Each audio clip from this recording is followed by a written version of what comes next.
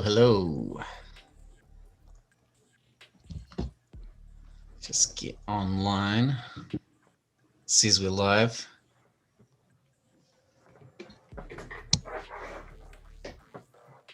Nice. How you guys doing? Doing great, man. Cool. Yeah. Doing as well as one can right now. I feel that. All right, here we go. Let's just let this, it's just gone live. So we'll wait till a few people join. I'm just going to share this about.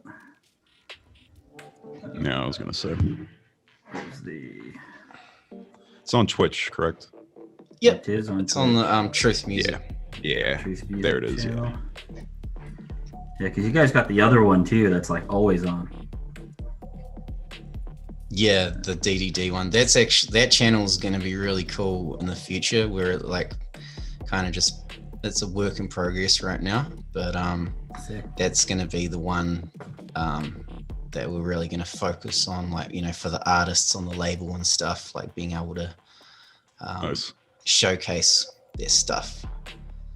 Yeah, Sick. once we've figured all that out. All right, cool. Grab that link. All right, I'm in the chat, man. I'm ready to rock. Cool. All right, we've got a few people joining us. Almost there. Hello everyone. Welcome to Daze, first session of 2021. We're just getting set up, just waiting for a few people to join the chat, and then I'll introduce our guests. So.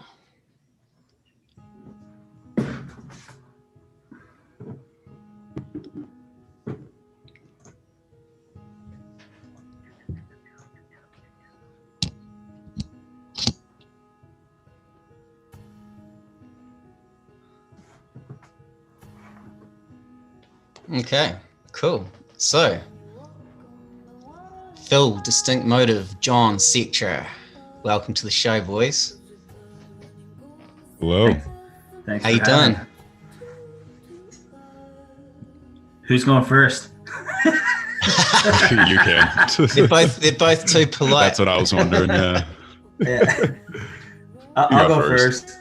Yeah, I'll go first. I'm doing good, man. I'm just, living life the best I can at the moment, and trying to enjoy making music, even though we're not really doing too much. But I think hanging out and doing the Twitch thing on the Fridays has been kind of a saving grace as far as being able to get behind the decks and sweat it out and blend some tunes. So that's been good. Word. Hell yeah. Yeah, I feel that, Definitely, yeah. man. It's been a weird one how long this thing's lasting, isn't it? How about you, John? How you coping, man?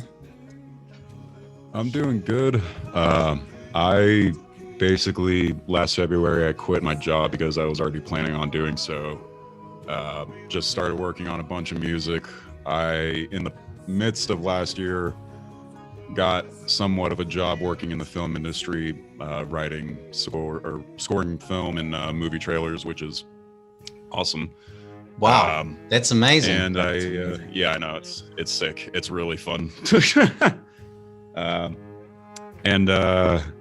finished 5 EPs that are coming out this year. 4 of them on wax, hopefully. Yeah, and 2 of them with tricycle blocks, which will be fun. Damn, son. So you've been a busy man, huh? Yeah, I basically just shut everything and everyone out of my life, but like my family and like 3 personal, like really close friends, and just worked and never slept. Word. So tell us a bit more about this whole like film scoring thing. Like what's all that about? Yeah, I linked up with a publishing company last December And basically what they do is they either provide me with a guideline or with stems for something to remix. And I'll send them back whatever they want me to do. And usually it takes like 5-6 versions before I get something where they're like, all right, this just needs like 1 or 2 things and then it's done. The way that this works is they put it in their catalog, and then movie studios can browse their catalog and purchase the track for however much they want. Yep. But while I was doing that, a really close friend of mine, well, recently she became a close friend of mine. Her name's Sade, and she's a artist and director that lives in Colorado, and she's making a short horror film that I'm going to be scoring later on this year. It should be like 30 minutes ish long, so I'm excited for that as well. Sick, dude. Yeah, I mean, I can't really say too much about the movie stuff, honestly, because they tell me not to say a lot of things. But I can tell you, like A24, Lionsgate.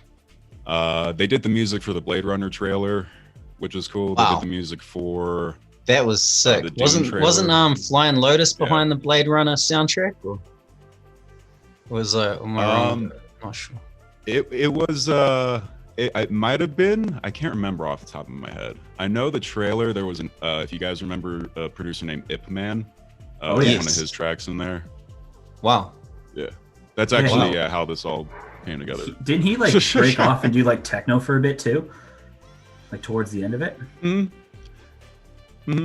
Ah, that's wicked. Yeah, not to.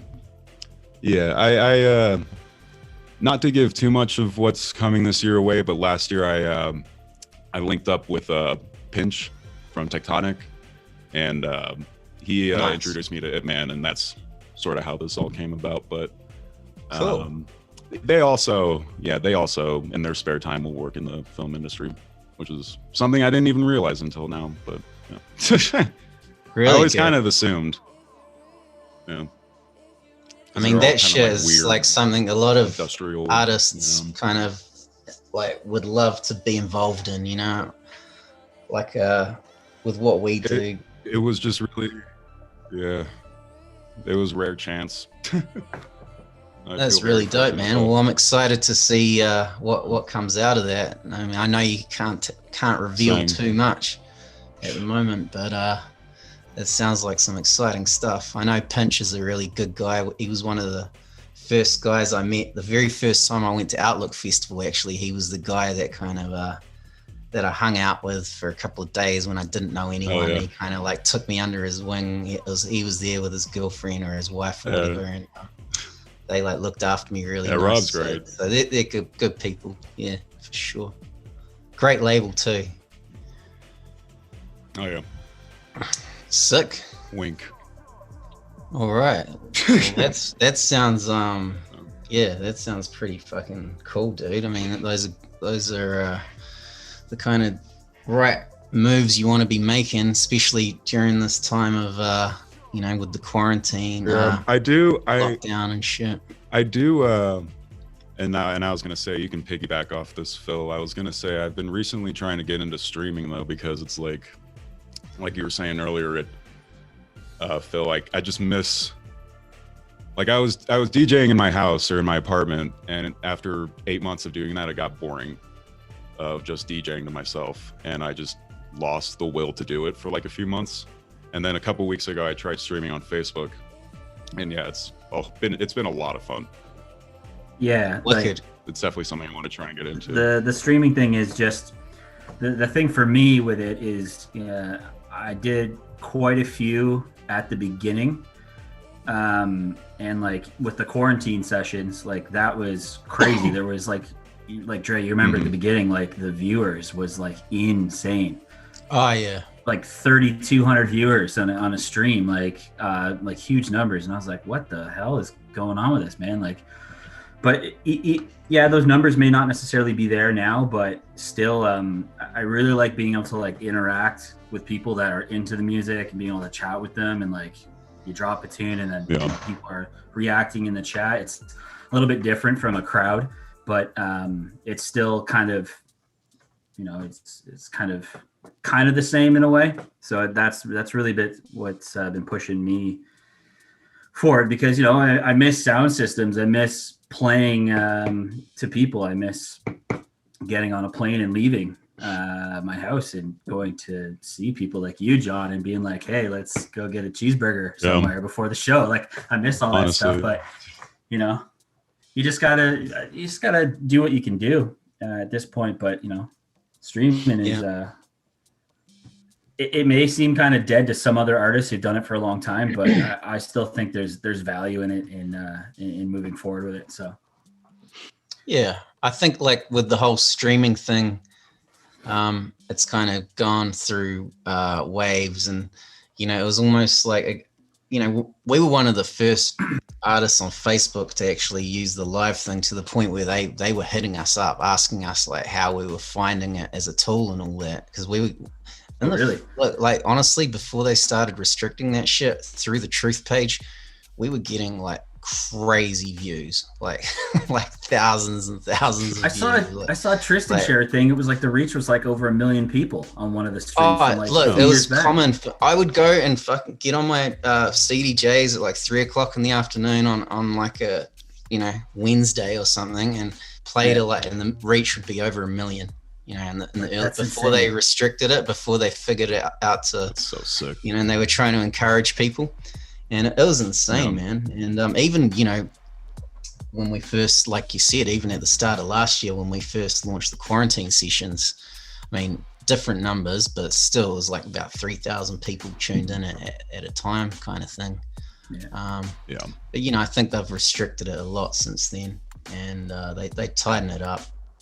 And the reach is just horrible on Facebook, like especially on the fan pages, on artist pages. It's just like, it's ridiculous. I don't even use like my fan page. Rarely. I literally use my personal Facebook to promote stuff, because I feel like that's the only way my stuff will get out to people. Like, every time I put links up, it's just like 2 people have liked this, and it's like, what the hell? Like, my personal page gets way more reach. But then again, people are wanting to be close to the music. You got to use what works, I guess, right? I've just been on Instagram. Yeah, a lot of people are, you really need to get TikTok, Phil, if you want to be like really crushing it. I had TikTok for a short little bit there, I'm not gonna lie. And Jen was like, okay, you got to delete that, you're going crazy with it, because I was just filming dumb videos, like, I'm having fun with it. But honestly, I got nothing against people enjoying something, but for me personally, I find it extremely cringy.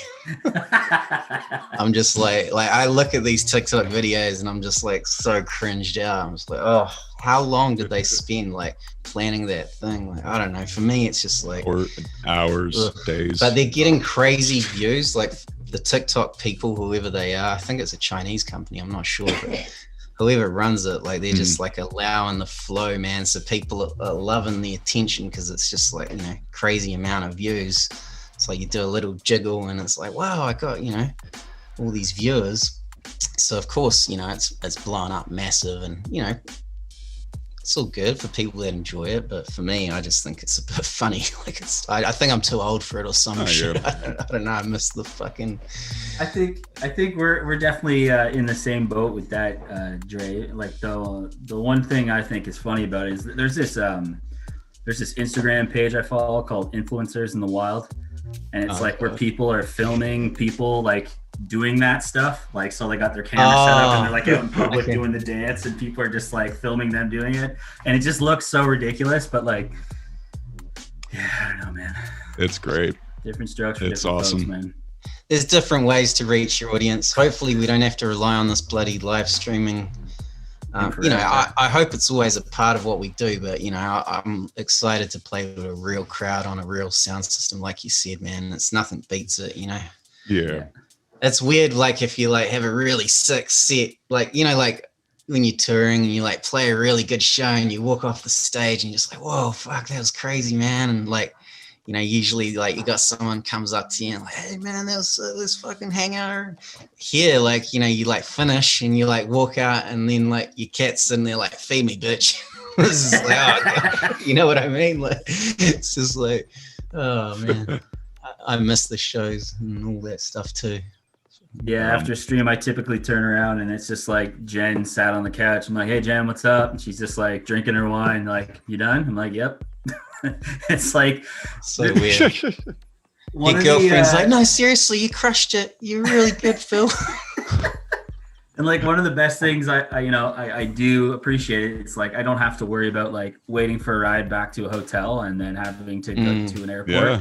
Like I'm already close to my bed, which is nice. I think that's the old guy in me coming out, but totally. That's definitely a benefit. Yeah, I don't miss all the crazy travel and delays and dealing with airport people and just all that. Oh my god! Like looking back, like you know how you see like memories like from Facebook statuses come up, and I was seeing one as like today I've got my first flight got cancelled and I missed this and I had to sit on the tarmac for this long and like, you know, just like DJ complaining fucking things. You look back at it, I'm like, oh god, that was like so stressful. In hindsight, yeah, like I used to do that every weekend, 100 flights a year for like years straight, man. Now I'm not doing it.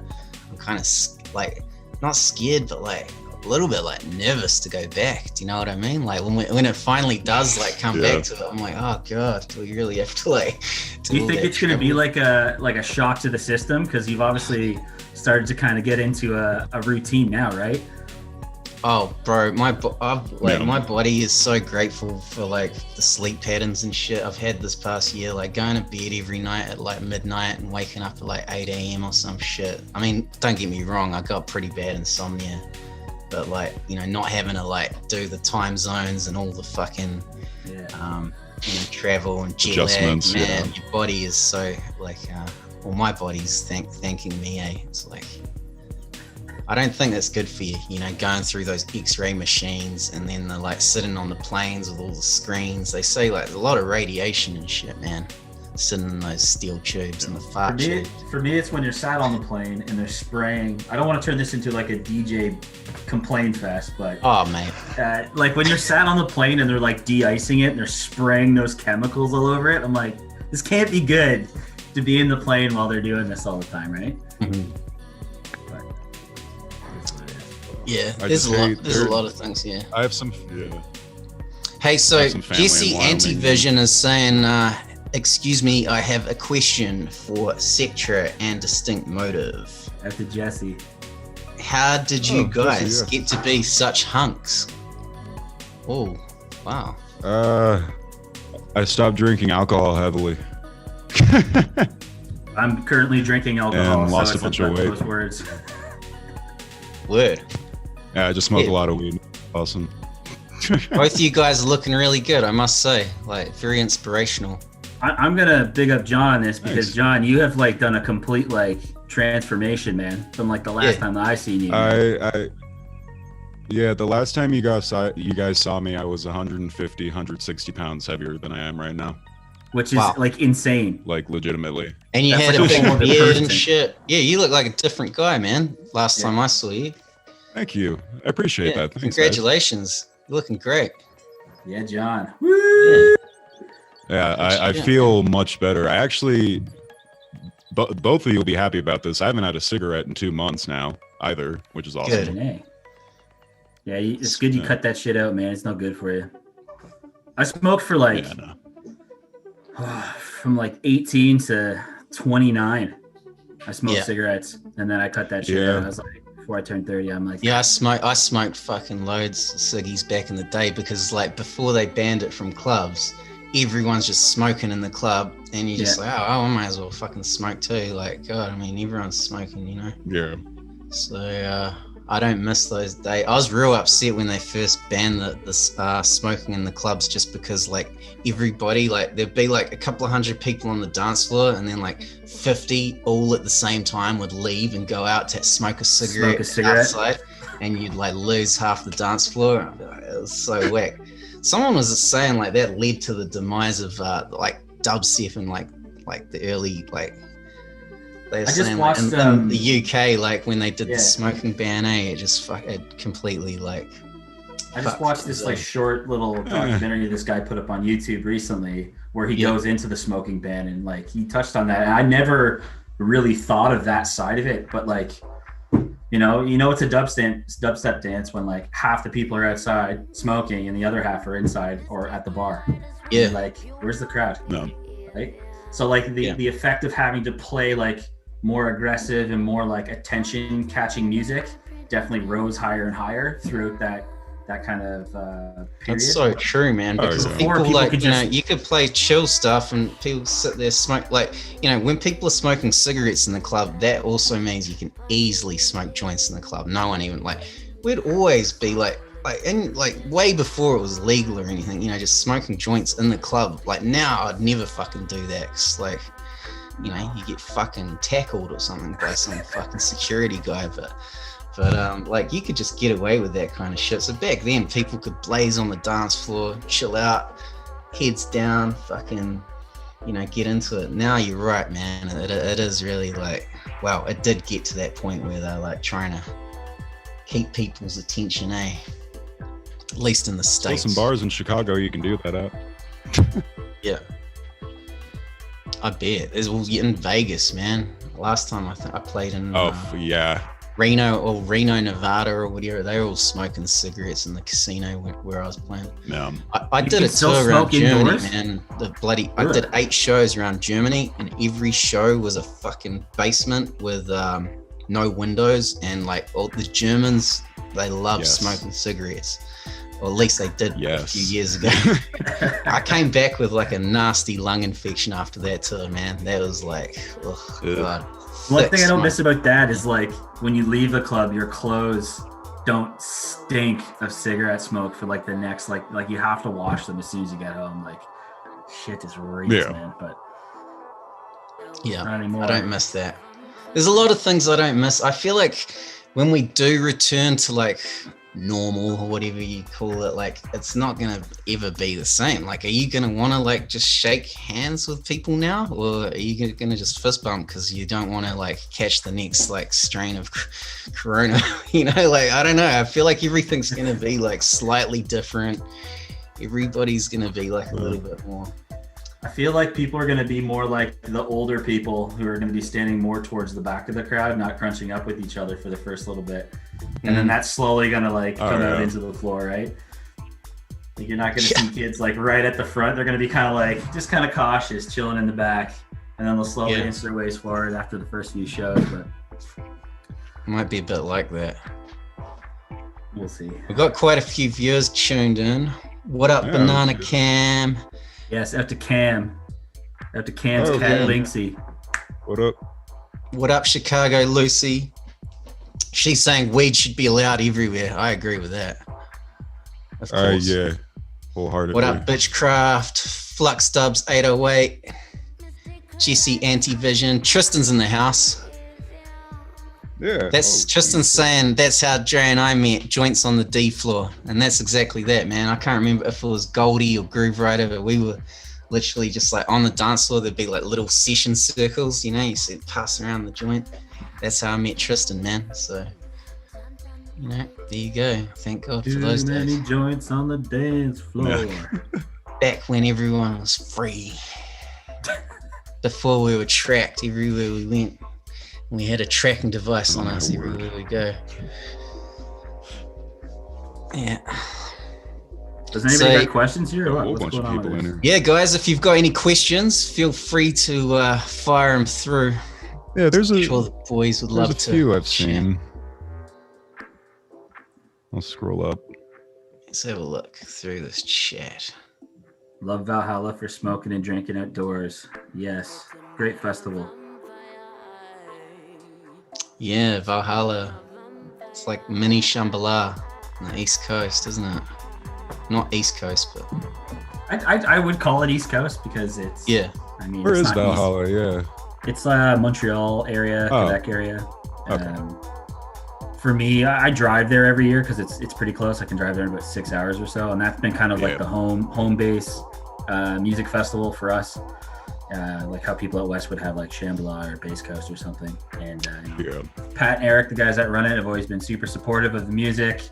You know, they've even reached out to me about like, you know, who should we book? Like, who should we bring? Like, they've been pretty open to that because they bring a lot of the more aggressive styles of dubstep, like a lot of the rhythm guys. They'll bring drum and bass acts. They bring a bit of everything. It's not just one-sided. So, I mean, Dre, we've played there, what, two, 3 times together, I think? I've played maybe, I think 3 or 4 times because I played with them when it was really, really, like one of the first ones, when it was like literally like, I don't know, 150, 200 people, and the dad was there, just like there's no like food vendors. There's like the dad, one of the guys' dads, is like just cooking like sausages on the grill and shit. Like that's how small it was.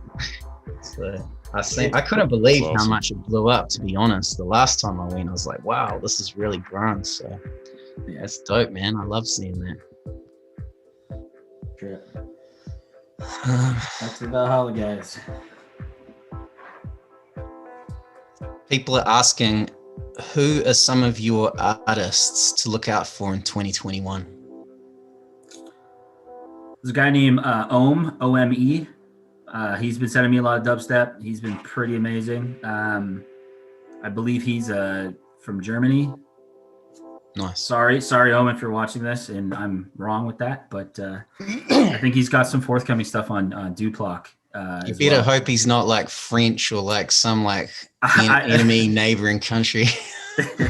Yeah, Ome is definitely good. One of my homies from Pula, Croatia, Proof, out to Goran, he's been making some really, really sweet beats as well. I've been collecting a lot of music over the last few months because I do that motive mix like at least once a year, and I try to kind of find artists that aren't necessarily being played out a lot, or maybe people don't know about a lot, because I like to try to give people a bit of more of a platform, I guess, use my kind of name to help people out, kind of like how you guys do with your label, right? Like you totally, man. I love playing unreleased like artists that are kind of pretty unknown, that they get they're stoked, man. It's great to showcase new music, unknown guys or lesser known, Yeah.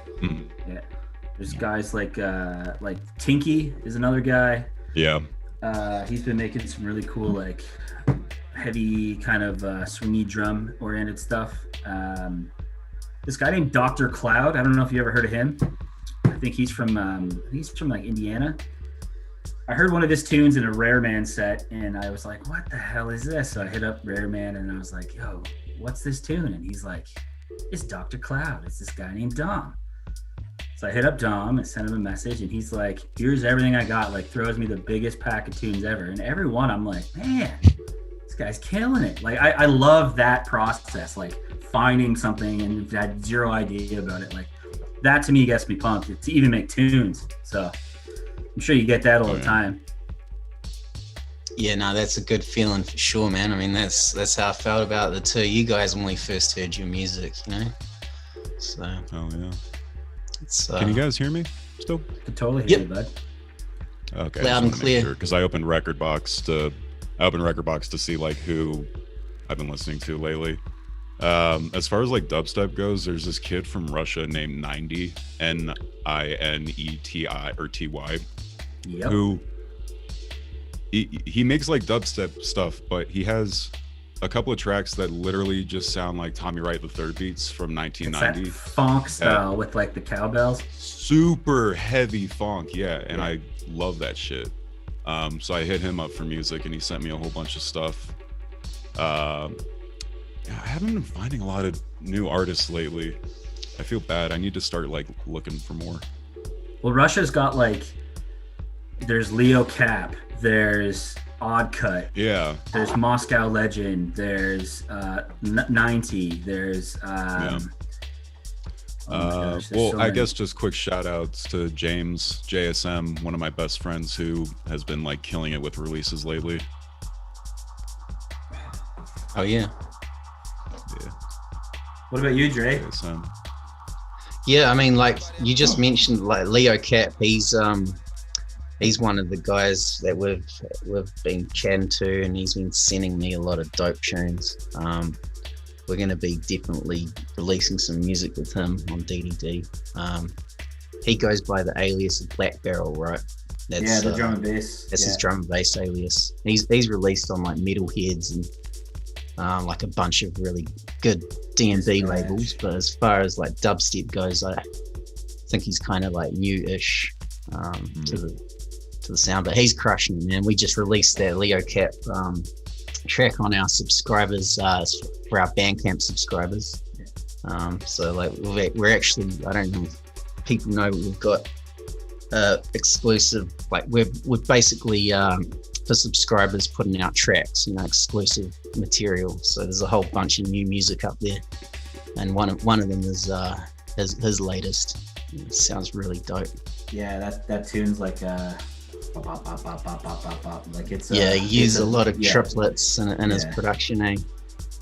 And, I think I actually put that tune in my latest mix too. Actually, he sent me that. When I saw that came out, I was like, "Damn, you guys are on it!" Like, he's making some sick beats. Yeah, man, he's been making sick beats. I mean, like, there's just so many guys. And I mean, you guys are already familiar with like Tricyclopox, but his new stuff is completely different from anything that he's made before, and I'm so excited for people to hear it. I'm like so excited for his new shit to come out. Sick. Yeah, that's I've always like thought his music's really dope. I could never like say his fucking name, eh? It's such a mouthful. If he's listening, he's probably gonna hate this, but every time I would see him in Denver, I'd be like, "Yo, Triceratops, what up?" And he'd be like, "Oh, for fuck's sakes!" Like, that's the joke. But no, out to him though, man. His music's sick. Hell yeah. What does that even mean? Like, do you know what if I told you, he'd be really mad at me. Sorry. Okay. Did not ask. I have to kill you. That's awesome. Hell yeah. Yo, out to Crook. Yeah, I see Kevin in there. I haven't seen that guy since Florida. We were at some festival. It was 40 ounce. Did this festival thing called Wonderland. I think I was there in January or whatever it was. Out to those guys, that was pretty fun. I think I saw Crook there. Out to Substance as well. He's Montreal. He's actually he's a from Quebec, isn't he? From Sherbrooke. So he's a Valhalla kind of local regular, isn't he? Yeah, I got a couple of friends in here, Sutek and MSP. Right? Yeah. Jacob, how do you say your name? Sorry. MSP, yeah, 69. Yeah, Substance is the man. I've been playing his music a lot lately. He's been sending through constant fire. Totally, man. We've been loving it. Like he makes the proper minimal shit, man. Exactly. Nice and stripped back, heavy bass lines, foundation-y sounding stuff. Love it. Hey John, tell us about your alias, bro, because you sent me a pretty fat pack of dubs a month or so ago. So what's that all about? Yeah, about 3 years ago when I moved to Denver, I was still like making dubstep, but I didn't foresee Sectra sounding like that in the next few years, which it doesn't now. So I started a different alias that in all caps is PHTNM. It's pronounced Phantom. It originally was I was just going to lease and sell beats on whatever that website used to be. I can't remember. Track Train. I was just going to sell beats on Track Train. And then I started making 140 stuff. I started playing it out at places like the Black Box, and I played some stuff in Chicago when I went there. It got a really good response, so I decided to just keep everything to myself until like a year and a half ago, which is when I sent it to you and Tristan. I think I sent it to Mesk, and I don't didn't send it to me. No, I'll send you the stuff. I got you. Yeah. Disappointed in you. No, I'm just joking. But yeah, it's very heavily inspired. I grew up listening to Memphis and Houston rap, so it's very heavily inspired by that. Yeah, I can certainly hear the trappy, more all stripped back kind of trappy beats, and but there's also, you can still hear that fucking mean, like, droning Sectra fucking noise in there, man. Like, you still got that crispy shit. That weird, like, creepy yeah. How do you make, like, a lot of your, like your bass and stuff, if you don't mind me asking? Do you use, like, any hardware, or is it most, like, sample-based, or what is it, like? All of the above. Yeah. For subs, you can't see it, but I have a Yamaha SK20 next to me. It's a 40-year-old super basic synth, but it makes really, really good sine waves. So I've been using that for sub basses for the past year. But as far as like, yeah, I mainly just do a lot of synthesis. I used to do everything sample based until about 3 years ago. I got Ableton and started working more with synthesis, and now I use Vital, I use Serum, Massive, and the Tal Juno 62 plugin. That's basically just like a Roland 6 Juno. Yeah, totally, man. I've actually got the real Juno sitting down here, the nice 1984 classic. It makes the weirdest noises. Like, you turn it on, and like it just slowly will change, like, sound, like you'll like the coils awesome. And stuff in there are just so old. It's about the same age as me, so it's like fucking old. But that little Juno, is it a plugin that you're talking about, or is it? It's Tal's the name of the company. Oh yeah. Oh, they do like the Tal dubs, Tal Pro and stuff. Yeah, wicked. Yeah, producer people, if you want some free dub delays, Tal dub, man, that's a good one. Yeah, really good. I use a little bit of everything. Nice. I think that's important, man. I mean, it's not important. It doesn't really matter, but like, you know, for me it is, just because it's like, I like the balance of all the different sounds. It makes the track sound more rounded rather than just like a synthy track, or like, you know. Yeah. Some of those ones that are only produced on like hardware, like they just sound like so like industrialized. Like there's not like not organic enough. Like they just sound like real like, you know, like. Even if you like make like, I don't know, it's possible to do it, but yeah, it's nice to have a balance. I agree. That I was about to say, I for me personally, it's just because I hold myself to like a really high standard, so I definitely like having my songs to sound like I like every frequency to be hit in my tracks. I don't like leaving anything untouched. So fair enough. How about you, Phil? I've never really talked to you about how you like make your music. Like, what's I'm gonna be like the FL Studio ambassador here, because like I don't really use any third-party plugins. A lot of it is either sample-based, resampling, dropping stuff into the imager and using Harmor, and literally recreating a lot of stuff using that one simple plugin, Harmless. And if you use that plugin, you can probably figure out how to make my sounds. But hang on, what was it again? I just need to write that down. Harmless. For like basically a lot of it is, you know, you could find a sample, you could drop it in there, stretch it out, play with it to get tones. And then using things like, I use Trash 2 a lot. I use Trash a lot. Trash 2 to kind of really make things pop and go wild, and then just try to EQ it into a listenable sound and kind of go from there. But that's a bulk of what my my production. So you use a lot of native fruity plugins. It's just, I never, like when I first started making music, I never really had the money to buy anything, so I was just like kind of stuck. I'm like, this is what I got, so I got to learn how to make music. And I think it's been very very beneficial to me, kind of going with that. So I'm getting a bit of feedback there. Yeah, I'm like hearing myself twice, so I'm like, I better stop talking.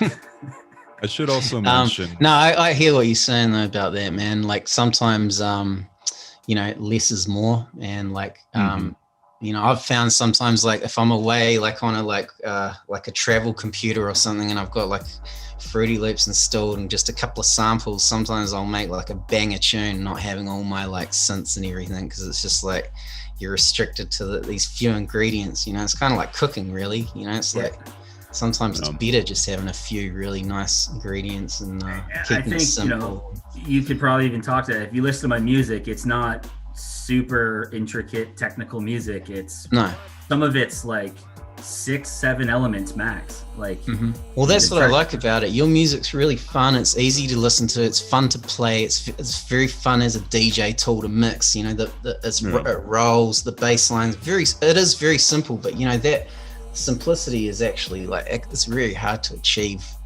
Like making something simple sound like fat and good, without having to add so many like layers. Like as far as our music goes, like I'd say like the truth sound compared to the distinct motive sounds very, very different. Like we're more kind of like a cinematic sound. Like I said, you're more bouncy, rolly, but when you put them together, it's such a fun thing to mix, man.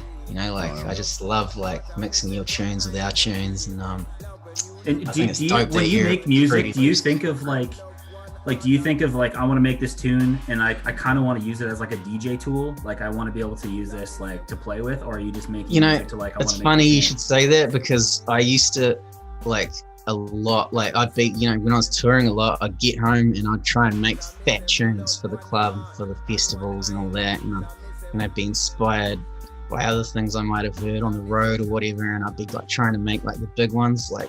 But with the situation and what's been happening over the past year, we've been making like super kind of melancholic, deep listening music now. Like our new album that's going to come out there's a couple of tunes on there for sure that are like they're all fun to mix and stuff. Don't get me wrong, it's just like not made for like screaming kids on the front of the dance floor. Like waiting for the build up. Those kids are gonna be disappointed. Oh man, yeah. So like, I was gonna say, I should also mention that I didn't have any of this fancy equipment for 11 years. For 11 years, all I had was a laptop, FL Studio, and Skull Candy earbuds, and that was it. And then the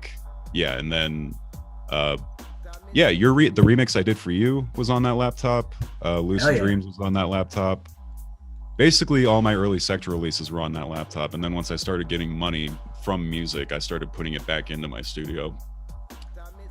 So yeah, you don't need fancy shit to make good music. Hell no.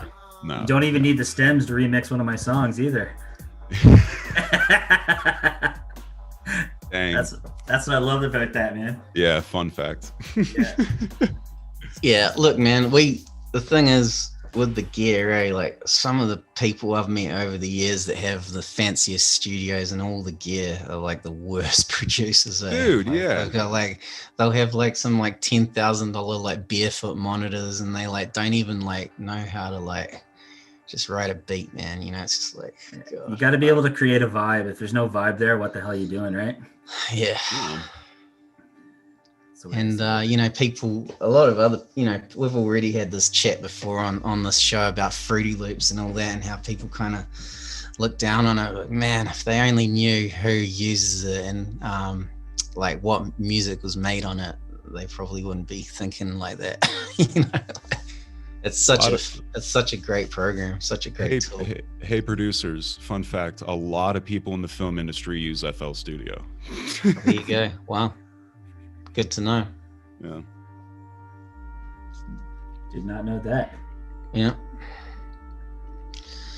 So, speaking of film, you guys are like into. I know, John, you're certainly a bit of a film buff from what you're saying.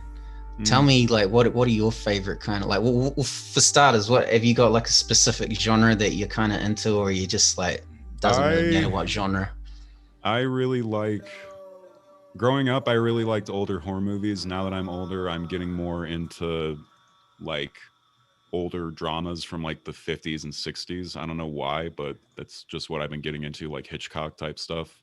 So I'm also just a massive fan of David Lynch and just love anything that's even remotely like that. So what about Twin Peaks, the Laura Palmer story? I haven't read that actually. Okay, that's a great David Lynch, like the film and the David Lynch. I've seen Twin Peaks all the way through multiple times, but the book I haven't read. Yeah. At some point I will. That gave me nightmares when I was a kid, man. Like they played the it's like a 3-part or 2-part movie. I can't remember if it was 2 or 3. Fire Walk with Me. No, the Twin Peaks one. You know, with the Laura Palmer story where the girl gets killed and they find her remains in the plastic bags on the beach and shit. Oh yeah. Yeah, fuck, man, that gave me such bad. I had this dream, reoccurring dream of these body parts and these plastic bags and shit. Oh god, that fucked me up when I was a kid. Yeah. So what else? You're into David Lynch, old school. You sound like a bit of a. I like a bit of everything. Honestly, I like comedy. I like horror. Yeah. My favorite directors are David Lynch, John Carpenter, Scorsese. I'd say probably just those 3, honestly, because they're the only 3 that I can think of off the top of my head that just have a really solid filmography. Yeah, right. Yeah. Is there anything you've seen lately that's really blown you away? Yeah, Midsummer was probably the most unsettling film I've seen in my entire adult life since I watched Maniac for the first time. But yeah, that movie's Midsummer awesome. The movie's great. Bobby Krullick, Hacks and Cloak did the soundtrack. Ari Aster's an incredible director. Hereditary was great. And I liked Hereditary. I can't wait for more. No. That was a good one for sure, man. Can't wait for more from that guy. Yeah. Yeah, it makes me really want to go to Sweden and experience the culture. Definitely. Join a cult. Yeah. What about you, Phil? You seen any good movies lately? I saw a movie that I haven't. It's been out for a while, but I thought it was great. You ever seen Shutter Island? Oh yeah. Yeah. So we sampled the shit out of that movie. Yeah, that movie is full of truth samples. Yeah, I never saw it. Whatever, it came up, watched it on it was Netflix or whatever it was on. I was glued to the TV. I was what is this? This is crazy. This guy's losing his mind. And he's got to find this chick. And then I don't know, if you haven't seen it, you should definitely watch it. Oh yeah. That was pretty crazy. And other than that, for movies, I've always been a big fan of that Casino, Goodfellas, kind of old mobster style movie. That's the best. In my opinion. I love those as well. As far as vibe and watchability of a movie, you can't hate on that. And that kind of ties into my obsession with The Sopranos as a TV series, because I've probably watched that about, I don't know, 10, 15 times now. It's the best. It's great. Yeah. Rightfully so. Yeah. After the Sopranos is great. I actually watched the whole of Game of Thrones. I know it's old news, but fuck, I wanted to just see it the whole way through from start to finish, because it's 8 fucking seasons. It is, but I watched that finale live and I was so mad. Everyone was, from what I heard. I'm glad I didn't watch it when everyone else did, because it sounded like everybody got upset. To be honest, I couldn't get into that show, man. Yeah. I started watching it and I was just it's not doing it for me. But I'm sure people are gonna. I got pretty hooked. I'm not gonna lie. I'm just so at night, if I've spent already hours in the day in the studio or working on merch stuff or whatever I do for work. When I go back and I'm just sitting there, I feel like I've fucking seen everything on Netflix, everything on HBO. I'm struggling, man. I'm watching whole, I watched the whole of Game of Thrones. I would have never have done that if it was normal, touring gear. You know what I mean? I would have never have got through that. Or I've seen I like that one, Bloodline. That was a good show. Do you guys watch Bloodline? I've heard of it. The brothers fighting down in the Keys in Florida. That was pretty sick. There's the brother, he was a cop, and then he had John. this He had like this, like, you know, he's kind of like the black sheep of the family. That's right. Yeah. That whole thing, and the mother. Oh man, yeah. That I enjoyed that one. I thought that was good. I really enjoyed Ozark as well. I thought that was. I don't know if you've seen Ozark. Yeah, he's like running money for the cartel. Yeah, he's like trying to launder it. He's like hiding in that cabin in the walls, and he's like, every episode, you think this guy's gonna get murdered. Yeah, that's an edge of your seat kind of show. I definitely love that. Should we talk about the announcement today, Dre? Yeah, you guys should. That shit's sick. Probably should. It's a pretty big announcement, isn't it? Right? I think we should. Oh, why don't you do the honors, Philip? Very happy to. Thank you for asking. Today, so what's the big news? This is big news. So the tune that essentially started my career as a DJ, thanks to Dre and Tristan's believability in music. I don't even know if that's a word, but basically 40 Hertz came out quite some time ago on the compilation that you guys put out, the Deep Dark and Dangerous Volume 1 compilation, I believe. First DDD compilation, that's right. Yeah. And ever since then, it's kind of just taken off and really got our name out there. You know, when me and Josh were together making music. And today we announced that we're doing the white vinyl release. It's a 4-tracker. It's got the original on it. It's got the Truth remix. It's got a remix from my man Jay Sparrow, and it's got the VIP on it. And I believe the pre-order goes up for that 12 p.m. EST on Thursday. Mm-hmm. So that's a long time coming. The artwork literally features the 40 Hertz sound system. You know, out to John and Jen in Toronto. They're a huge inspiration to me. They're the reason why I'm into this music, because, you know, they let me play on their sound system, and, you know, who doesn't like a sound system? It's awesome, Dre, that you guys let me feature the artwork and have the sound system like front and center, because that's really what this release to me is all about. Well, huge shouts to John and Jen. I mean, I played on the 40 Hertz sound system before I met you, you know, they booked me for a show in Toronto, I think, in Canada, and, you know, I played on that system. It was dope, and I met those people, and you know, the whole crew, and so like years later, it's all kind of come together. Was it a gig in the church? Yeah, it was in a weird little church. Gig. Yeah, that's crazy. That was long before I even knew you or signed the tune. But, you know, when you seen us that tune, we instantly knew it was something special. And it was like, I remember saying to Tristan, I feel like I'm on the moon or something. It's just like all spacey and floaty, like so subtle. Like it's like, that's what I love about 40 Hertz. It's like such a subtle roller, but has such an impact. And look, I'll tell you a story. I actually played a show with DWE in Las Vegas for a bloody one of those EDC after parties. You know, it was like a fancy hotel with a pool and all these. It was so cheesy, you know, like not my cup of tea. Like, you know, like bikini party and like people in the pool, like all these chads and shit, and like it's like me DJing and DWE rapping. It was like, it could have been really cool if the people in the place was cooler, but it was Vegas, and it was like those kind of people. Anyway, cut a long story short, we got tickets for EDC, went later that night, walking through the crowd. I'm dragging like D-Double with me, like basically like got his arm like hooked around my arm, dragging him through you know, when you're like walking through the crowd and everyone's like around you, and he's like all like, Dre, what the fuck are you doing? We like get to the middle of this dance floor, and 40 Hertz starts playing, bro, at EDC in Vegas. And I like just froze, and I was like, what the fuck? I looked at Dito, I was like, they're playing, this is a track off our fucking label, man. Like, fucking this.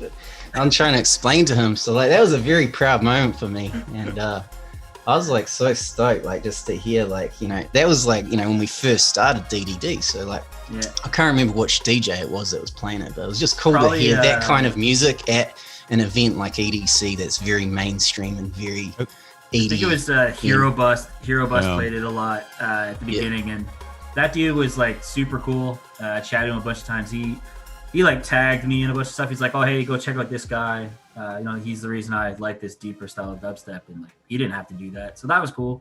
So shouts to Hero Bus for bigging it up. Yeah, man. it was. I mean, look, man, you had like quite a broad spectrum of people playing it, though. You know, like from Mala on that end of things to Hero Bus and all these EDM DJs. You know, so it's pretty cool, man. Like, just shows the diversity of the crowd, not the crowd, of the tune. I definitely think it was something that kind of like was trying to help to kind of like bridge that gap between the two kind of styles of like the heavier stuff and the the more like the deeper stuff. And I thought that was cool.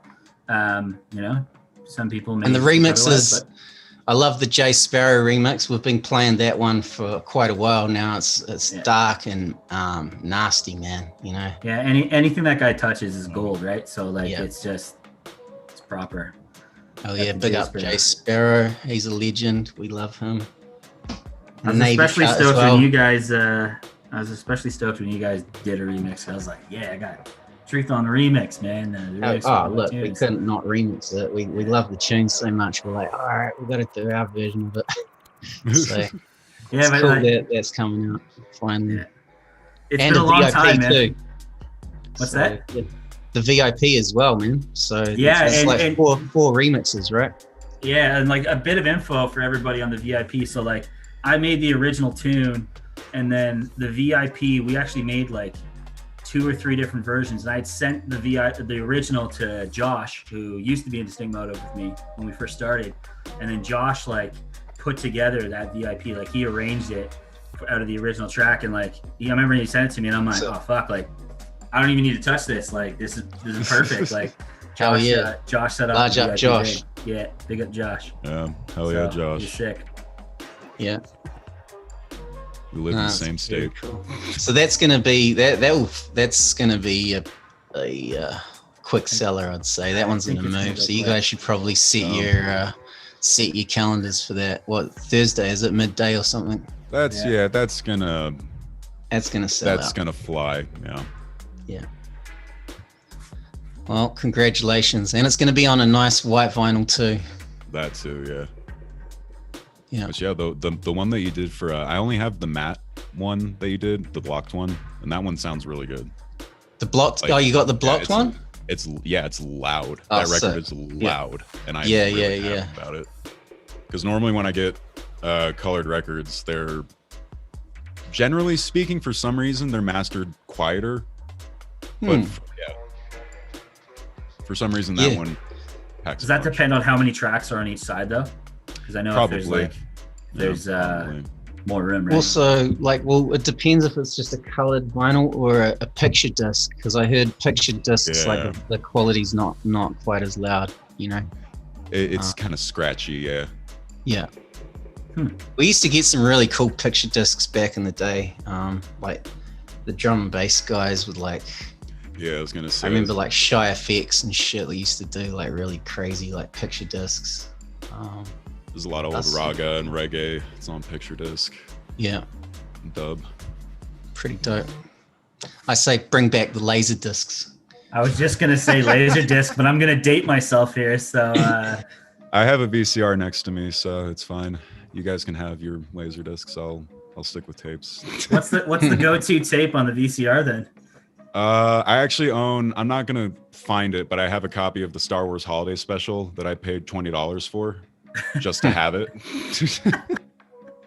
with commercials. Adjusting the tracking to get it like clear. You're like, yeah.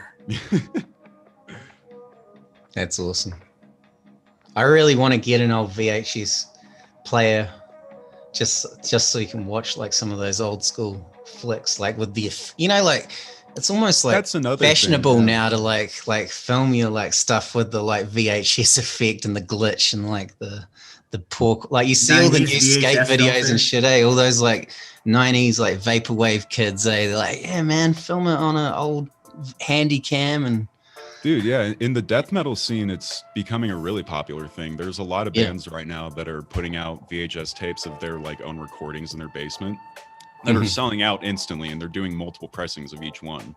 Yeah, and it's really cool to see the resurgence of VHS tapes happen in 2021. I guess, I don't know.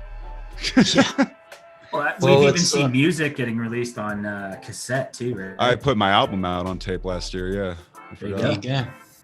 And vinyl sales are apparently the best they've been like since the 70s or some shit. So, just shows people are appreciating the craft and the kind of I don't know, the memorabilia, like being able to hold something is like it's got way more value than just man, it's a collectible thing. Yeah, for sure. Even if you can't, like, I've bought like cassette tapes, and I don't even have a cassette tape player, that works at the moment, but I'll still buy it just because it's like nice to have it as a physical thing. Oh, you haven't got a tape deck in the Jeep? Come on, man. Because that would be like classic, Dre. You can rock the mullet, doors off, tape deck, just cruising, bro. Come on. Yeah. God. I need to get a tape player in the Jeep. That'd be so much cooler. Hilarious. Yeah. I feel like the whole low-tech thing it's a thing right now. Like, I had a Japanese friend, my good friend Tristan, and I used to like DJ with him, and he was all about the like low-tech.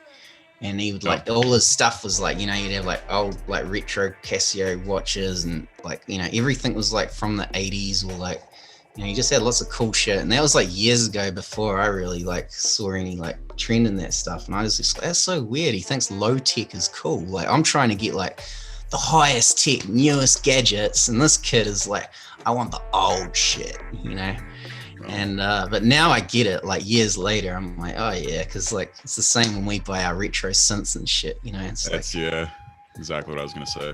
Yeah. So it's definitely a thing, the whole low tech thing. Notice that a lot with that like that funk kind of vibe too, like that cowbell, like heavily distorted kick bass. It kind of the whole like aesthetic of it goes together with that like 90s retro. I don't want to say retro, but 90s kind of vibe. Like the 808 is definitely all the sounds on the 808 and stuff are definitely like huge and popular at the moment. John, are you making any of that kind of stuff right now then? Kind of, sort of in my free time. I haven't really made anything like that in a few months. But I do have some stuff that I like. I have a bunch of projects that I need to finish. So I'll try and get those wrapped up soon. Yeah, my friend Carnage, Hefty Sakuya, he's been like really big on the funk vibe. He's like, bro, you got to check this music out. It's wild. I need to send him music. He and I played a show in Bristol a couple years ago. I love that guy. We stayed at the same hostel, and when I got to the hostel, there was blood on my mattress, and I went back to the front desk and I was like, you guys are getting me a new fucking mattress because I'm not sleeping on this. God. Blood on the mattress. Sounds I've had shit. I found I got to a hotel room once for a gig and there was shit stains on the fucking sheets. Jesus Christ. Yeah. People are gross, nasty. Man. Fucked up, mate. Fucked up. Yeah, people do the grossest thing in hotels. I don't want to make this chat go down that dark path of what people do in hotels, but we can end it there. Yeah, it's oh, you don't want to get one of those purple, like the blue. No, that's like that was the next thing that was gonna come up. You know that. Yeah. I'd rather lights up just like not an know. EDC dance floor, man. God. Rather just not know. So when do you guys think like you're gonna be back on the road? What's your prediction? When do you think we're gonna be like touring again properly? Go ahead, John. I was gonna say I signed up for my first dose of the vax, which I'm gonna get a leftover one at some point, and then once I get fully vaxxed, I'm cool to fly wherever, but I doubt that shows are legitimately going to happen, or like festivals even, because there's even a bunch of festivals that I wanted to go to this year that are already being rescheduled for next year. So honestly, yeah, probably later this year or early next year. Who really knows at this point? I'm just gonna keep wearing a mask and book me, please. I need to afford rent. Yeah. And I wanna, Sorry, I'm not laughing at you, man. I just no, I know. Feels. And I want to deafen everyone with my super nasty loud music. I hear you. Feel that. I don't know what's going to happen here for myself, but I think that I won't be able to get an access to a vaccine probably till maybe November, right? Right now in Canada, I believe the focus is, first responders. A lot of people are elderly working in the group homes. That's kind of like the push first. And then it kind of goes, down. And somebody who's not, I'd say I'm in pretty good health. I don't really have any worries there. I'm going to be at the bottom of the line. No. I would love to get out to play some shows. I've had people hit me up to play shows, and it's been kind of a weird time because you're like even comes into like going to the States. Like my visa had expired, so I have to like reapply for that stuff now, and that's pretty much doubled in cost now. Yeah, and also just like nightmare to get really. It's a nightmare to get now because of how much information you need up front.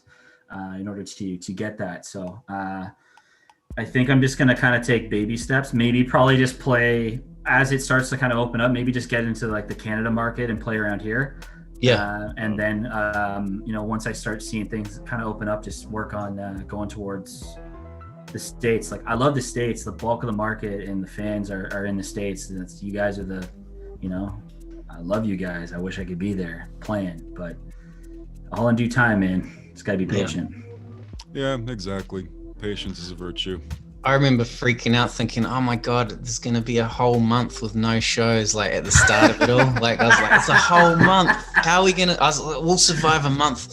So I'm going to write an album in a month. Like I was like, oh, like, ugh. And then it's like a year has passed and we're like, oh yeah, might be November. It's like, what the fuck? Yeah, I think sorry, John. I think the last show I played was March 9th with the Turning and Sound guys. We played in, I think it was Rhode Island, Providence. We played a show on a Hennessy sound system, and it's like we're creeping up on that, and it's like it's been a full fucking year since I've been on a sound system, man. Like, whoa, that's crazy. I hit my year point in January. The last show was me, Tricycloplox, and Hypho. And that was, that was just techno all night. It was great. Sick. Techno, a little bit of dubstep here and there, but yeah. Nice. Yeah, that was January last year. Jesus. Dre, you played some shows though, right? Or like you've done some of the socially distanced, like. You know what? How do they go? Like we only we've in the past 12 months I've done one show.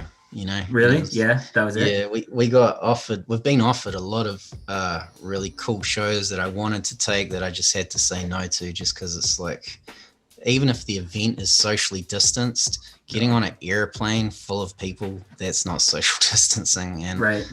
Look, man, I mean, I'm not really too worried about myself getting sick. Like I do have pretty bad asthma, and I'm trying to avoid it, but I'm not like freaking out about catching it. But I don't really want to, after staying at home for a year, like go and throw all that away just to get on a plane full of packed people that don't even know how to wear their masks. And so I did that one show. And it was actually really well organized. Everybody were in their separate balconies, and no one was like mingling. But getting there was a nightmare because I had to fly on a plane full of people that didn't know how to wear masks and shit. So for like 2 flights to get there, and then a flight back. So it's that's like that alone. Is it worth that's it? The problem. Since then, we've been offered some really cool, like, kind of opportunities to do like some socially distanced like events like closer to here and stuff, but they're having problems with getting the permits and all that jazz, and also basically like the public kind of like people like are getting really angry, and for good reason. I mean, like I'm angry when I see like what's up with these guys in like Florida and like Georgia and shit, just going out every weekend partying, like the clubs are full. Diplo just played a show full of people. I seen Salado do one in Atlanta full of people. No one was wearing masks. I'm like, how come we're sitting here like fucking in our prisons and shit, and like these guys are partying? I'm like, what the fuck is going on? I'm like, it's so strange, because like the science and everything behind it is saying like the numbers are bad, don't go out, don't party, blah blah blah blah. And then you see these people doing it, and part of you is like, oh, I'm kind of jealous. I want to be going out and doing that. The other part of me is like, these people are fucking selfish. And oh yeah, entirely. It's such a trip to watch, you know. Yeah. And then I got like, I'm from New Zealand, so for me it's extra fucking difficult, because I'm like sitting here watching all my New Zealand brethren and Tristan playing shows and having a great. I had to cancel my trip to see my family and stuff over Christmas. So I just can't leave the States at the moment because of but my situation, the way I set it up, I just can't leave. So I can't just go to New Zealand. So for me, it's real hard seeing. It's like, you know, every time I see them doing it, I'm like, oh my God, no, you know. Yeah, I think we're all just kind of, living through all the New Zealand fam right now when they're out playing shows. I was gonna say, yeah. I see Headland posting videos of him playing. I see, Tristan posting videos, and I'm like, yeah. Alex Perez. Yeah. Yeah, he moved there. He moved there, didn't he? Yeah. Power move.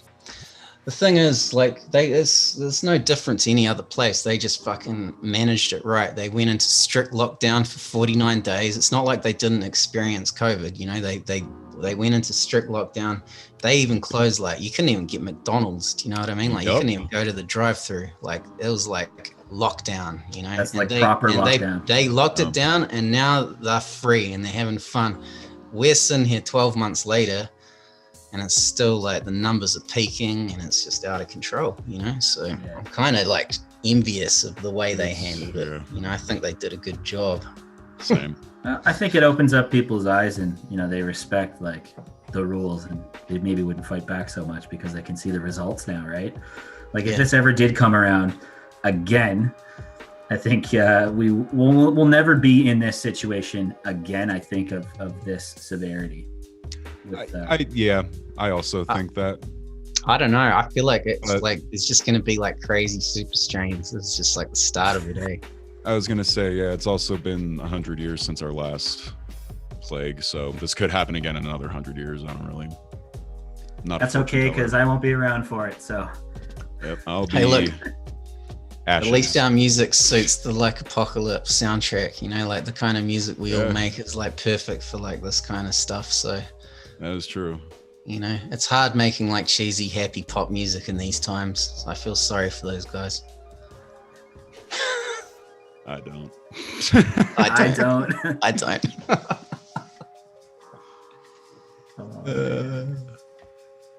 That's crazy, man. It's just, I mean, I've got to pinch myself every morning to be like, no, this is real. It's not just like some fucked up dream. Like, you're living in this shit. Yeah.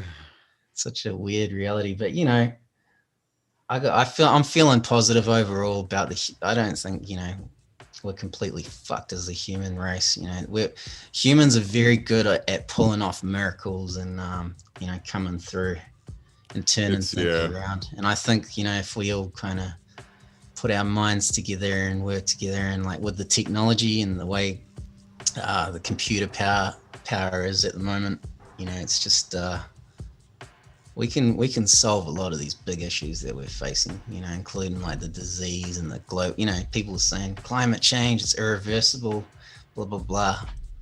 Maybe it is, maybe it isn't. But like, I know that like we're certainly like our technologies, as long as like the governments don't restrict all that shit. That's the thing that really pisses me off. The goal is like they talk about, we've got technologies, we're 50 years ahead. And it's like, well, can we reveal those technologies so we can like save the fucking planet, please? You know what I mean? It's like, yeah. Hey, you're talking to a guy that grew up in Washington D.C. and just I got a very early taste of the government at a young age. So well, things like free energy and all that, man. Imagine like I mean, it would obviously completely change the power structure of how, and like take away the power of like a lot of people. But like, imagine if everyone just had like equal free energy, like you know, and it just like things like that, man. Just I know they exist, and they're just not. They're not like not revealing it, are they? Those bastards. Full disclosure, Dre. Full disclosure. It's coming. It's coming. They fucking apparently through this COVID bill, they gave them like 180 days to like reveal all this shit. They've been dropping a lot of stuff online. Like the CIA have been,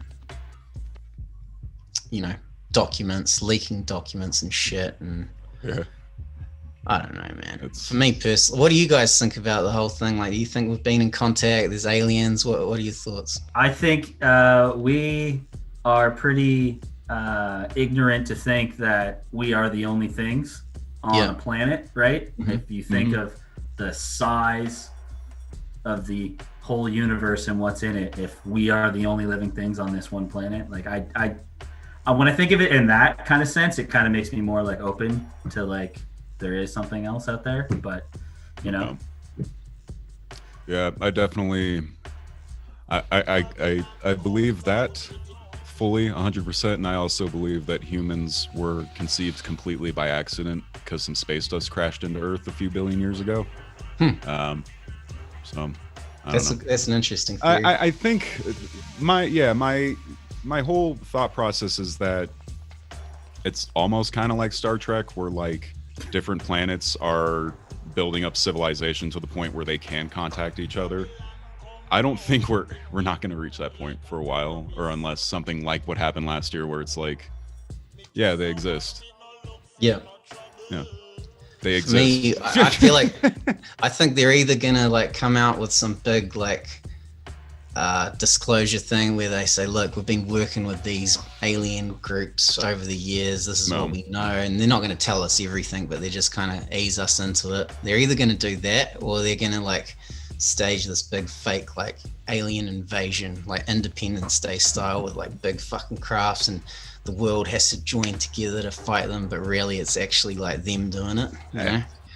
And like I've read a lot of like conspiracy theory stuff that they're planning some event like that, some false flag event where it's going to be like a fake alien invasion and all this shit, and that's how they're kind of gonna disclose it by doing like because what they say is that they literally like have these groups of people that sit around, and they every, I don't know how often it is, but they'll sit down and they'll consider what effect it will have on the planet if they do fully disclose everything.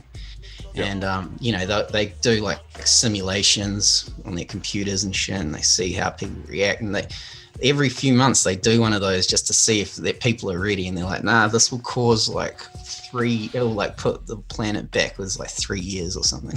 Like announcing that just because of like just bursting like people's like belief systems, destroying all the religions in one go.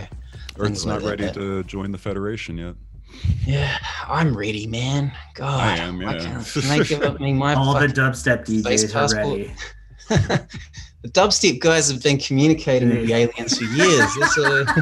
We've been like trying to like reach them. But yeah, I think it's either gonna go one of those ways, man, because I've just watched way too many things lately, like about like just retired army guys and stuff telling their like stories, and man, it's wild. It's interesting. It's definitely interesting. It's definitely something I need to start looking more into. I read a lot about like the history of Earth and like our oceans and how the Earth developed, and that stuff just really interests me. Not so much people. Yeah. Do you believe in the whole what was it called when everything was joined together? Pangea? Yeah, it makes sense. But at the same time, it makes sense, yeah. Our plates are just constantly moving. I'm sure at some point in the next few billion years, another sort of continent like that will form on the opposite side. I don't really know how our plates are working right now, but I definitely, I was raised Greek Orthodox, if anyone here is familiar with that. So Oh yeah, I'm familiar with that too, mate. I'm Greek. I got Greek blood. I'm half Greek, so yeah. I was gonna say, yeah, we talked about this. Yeah. Yeah, when I turned 18, I was like, I'm not doing that anymore. Sorry. Yeah. I'm good. Well, especially the Orthodox like form of Christianity. It's like the oldest kind of text. So like I remember going to church as a kid, like that, like some old Greek priest would be like talking about all this shit, and like if you translate it, it's literally like English, it's not like normal church. It's like literally like stories about like the demons and the angels at war, and they're having this massive war in the sky. It's like, well, it was kind of like talking about like alien attacks and shit. Oh, so yeah. Like, as a kid, I was like, yeah, this is kind of cool. This is some hardcore shit in this Bible. Totally. Well, they're like, oh, like Mary, she's just like some chick who's married to Joseph, and this angel comes from the sky and then artificially inseminates her, and she has this little alien hybrid child called Jesus, and you know, it all fits in. So it's probably not too far off compared to the like the newer testaments that are basically just like books of control, like controlling mankind. Anyway, that's my opinion on religion. I'm not a big religious guy, so me neither. I think everyone should be entitled to believe in whatever they want to believe in, but yeah, it's not for me. I say whatever floats your boat, man. Whatever gets you through the day. Yeah. The thing is, like, I like spiritual people. I like not like thinking there's something a bit deeper going on than what we're just told. I believe there is some kind of God, or there are many gods in the sky. I just don't like the whole people making rules and saying, God said this, you have to live your life like this, you have to do this or you're a sinner and you're going to hell, or like shit like that. It's just like, I'm just like, believe what you want, that's great. I don't care if you're Buddhist, Muslim, Christian, Jew, whatever. Just don't force it on me. You know, that's the golden rule. I respect your religion, just don't make me try and believe it. Just like I'm not gonna try and force you to believe in aliens and shit. Do you know what I mean? Like, exactly. I'll say what I believe, but I'm not gonna force it down your throat and be like, you better believe in fucking aliens, motherfucker. So like my step family is Jewish, so there's definitely some people that I don't tolerate in my life, but yeah. Did you with the Greek Orthodox thing, did you get like dunked in the water and all that when you're christening your baby and everything? I still have my my crucifix somewhere. I don't know where it is, but I still have my gold. Wow. Have you guys seen the like the COVID christenings where the guys are using like squirt guns? Yeah. This shit's hilarious, man. So they can't touch the baby. They can't dunk the babies anymore. So they're spraying squirt guns.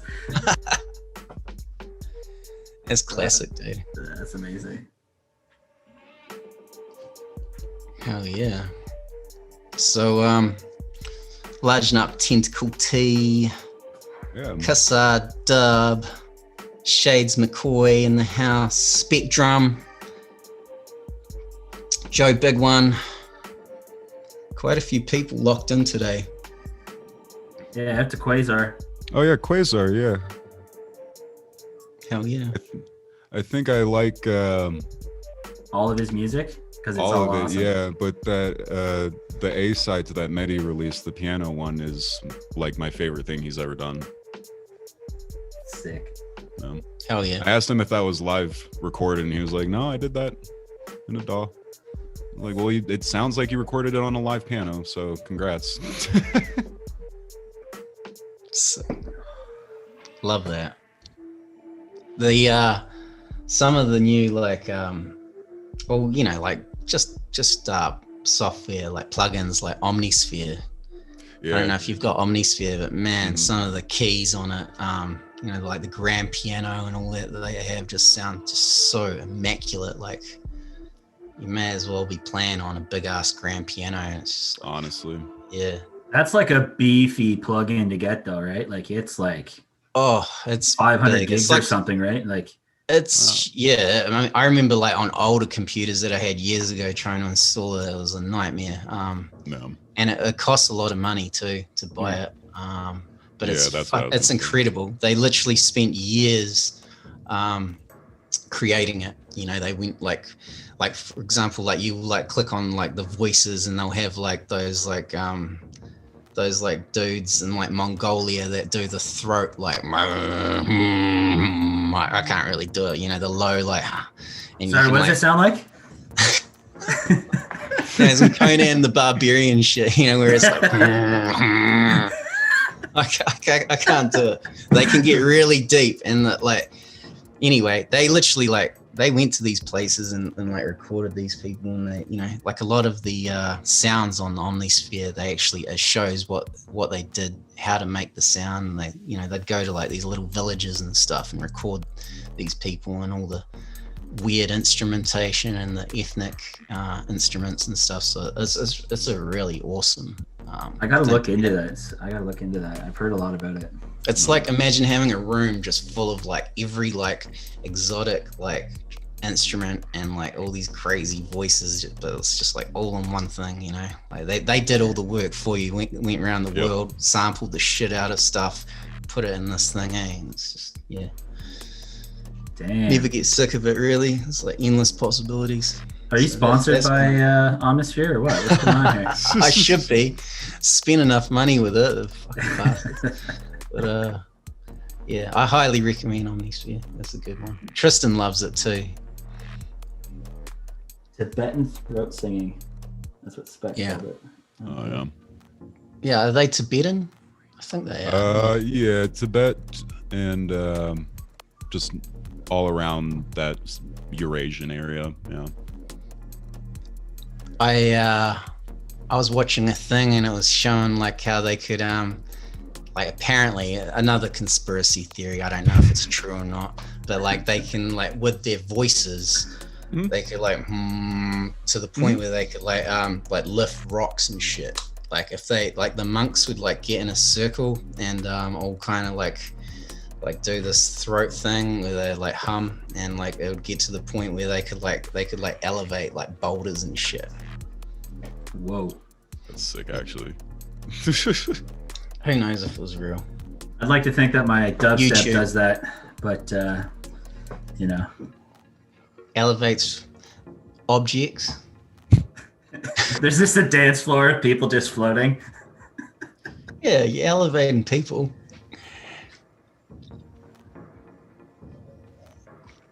That's great. Anyway, so what apart from this 40 hertz remixes thing, have you got any other releases on the calendar, Phil? To be honest, the past week I've signed like 2 other things. Nice. I can't really disclose what they are, but it's another 2 vinyl releases that are coming down. And it's basically, I didn't really make a lot of music from the last 5 months. I was just kind of like not into the music making mode. I was like riding my bike, trying to get healthy, trying to lose weight. I was focusing more on that.